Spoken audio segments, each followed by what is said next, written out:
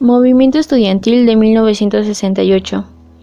El movimiento estudiantil de 1968 fue un movimiento social en el que además de estudiantes de la UNAM y el IPN participaron profesores, intelectuales, amas de casa, obreros y profesionistas en la Ciudad de México, y que fue reprimido por el gobierno mexicano mediante la matanza de Tlatelolco, ocurrida el 2 de octubre de 1968 en la Plaza de las Tres Culturas.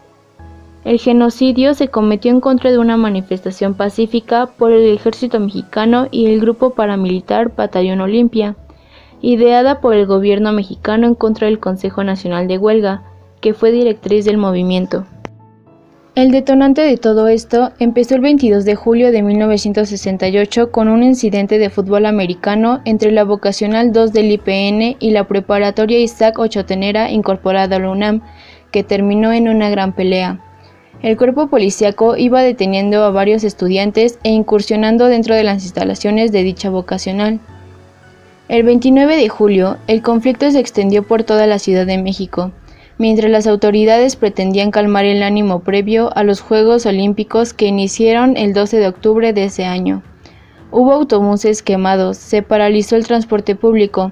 Además, las autoridades de seguridad reportaron artefactos explosivos y combustibles en escuelas.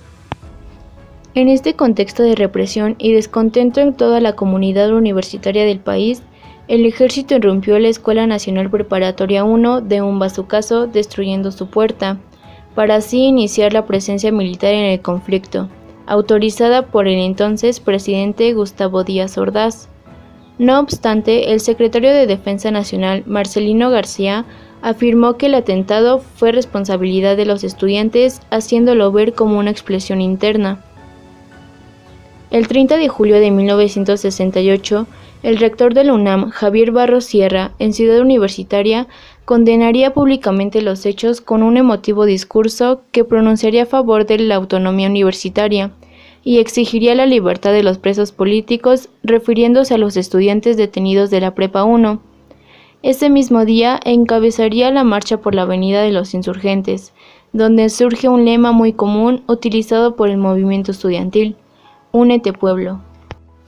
La molestia generalizada por la represión estudiantil provocó que éste se organizara rápidamente. El 30 de julio, tras la reunión de un comité coordinador de representantes del Politécnico, surgió el Consejo Nacional de Huelga, conformado por delegados de las asambleas de las escuelas que se habían ido a huelga. Pero, ¿qué es lo que se pedía? Luego de varios pronunciamientos públicos, el CNH presentó su pliego petitorio. Estos puntos fueron cambiando hasta quedar de la siguiente manera.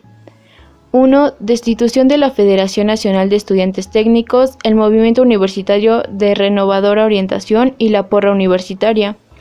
2. Expulsión de los estudiantes miembros de las agrupaciones mencionadas en el punto anterior y del PRI. 3. Indemnización del gobierno a los estudiantes heridos y a los familiares de los muertos. 4. Excarcelación de todos los estudiantes detenidos. 5. Desaparición del cuerpo de granaderos y otros grupos de represión. Y por último, el punto 6, derogación del artículo 145 del Código Penal.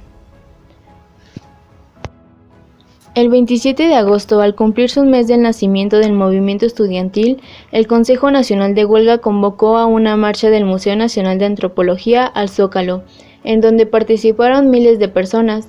Esta fue la primera ocasión en que se insultó públicamente al presidente Gustavo Díaz Ordaz. Al final del mitin se realizó una votación donde se acordó realizar el diálogo con el gobierno el 1 de septiembre durante el informe presidencial y permanecer asentados en la plancha del Zócalo hasta que esa negociación se concretara. Estas acciones prendieron las alarmas de las autoridades y después de la medianoche el ejército arribó a la plaza. Con un altavoz lanzaron una advertencia para desalojar el lugar. Hubo algunas persecuciones contra estudiantes en las calles que estaban ocupando. Como respuesta al desalojo violento del Zócalo, el Consejo Nacional de Huelga convocó a una manifestación pacifista el 13 de septiembre, donde el silencio fue el protagonista, y contrastó contra el ruido de las bayonetas que semanas atrás los había hecho callar. Con silencio y orden, los estudiantes evitaron caer en provocaciones. Gracias a su organización perfecta, no hubo lugar para infiltrados, porros ni actos de violencia. Esa marcha terminó sin incidentes, a la cual se le llamó Marcha del Silencio. Para el 2 de octubre estaba planeada una movilización que iría de la Plaza de las Tres Culturas al casco de Santo Tomás, la cual fue suspendida momentáneamente por una reunión que sostuvo la delegación del Consejo Nacional de Huelga con Andrés Caso y Jorge de la Vega Domínguez, los cuales eran representantes del presidente de la República, pero esta negociación no llegaría a ningún lado. Se montaron operativos de vigilancia en distintos puntos de la ciudad, como en el Reloj Chino, la Plaza de las Tres Culturas, en Zacatenco, en el casco de Santo Tomás, la Ciudadela, etc. En el transcurso de la tarde, varios contingentes de estudiantes fueron arribando a Tlatelolco, donde se llevaba a cabo un mitin con una asistencia de entre 6,000 y 15,000 personas. En los alrededores se encontraba apostado el ejército mexicano, con unidades de asalto, jeeps y tanques ligeros, además de miembros del Batallón Olimpia, que se identificaban entre sí por un pañuelo o guante blanco en la mano izquierda. Estos se encontraban infiltrados en la manifestación. Según algunos testigos, minutos antes de las 6 de la tarde, desde la torre de Tlatelolco se dispararon 2 bengalas rojas, señal para que los miembros del Batallón Olimpia abrieran fuego. Otros testigos refieren a que las bengalas fueron disparadas por un helicóptero. Ahí es cuando empezó la tragedia, provocando la muerte de muchas personas que solo iban en manifestación pacífica. Conclusiones.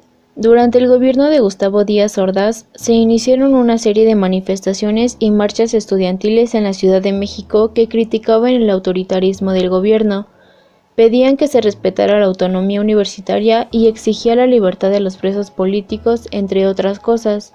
El 2 de octubre de ese año se convocó a una manifestación en la Plaza de las Tres Culturas de Tlatelolco. Unos minutos después de iniciar la manifestación, con los líderes que quedaban libres, un helicóptero del ejército mexicano lanzó unas bengalas sobre la multitud. Con esta señal, militares y francotiradores abrieron fuego contra los manifestantes, estudiantes en su mayoría. Hasta la fecha no se sabe cuánta gente perdió la vida.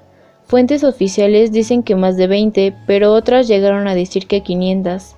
Con la manera que se manejó la información por parte del gobierno de Díaz Ordaz, es probable que nunca sepamos cuántas personas fueron asesinadas por las autoridades.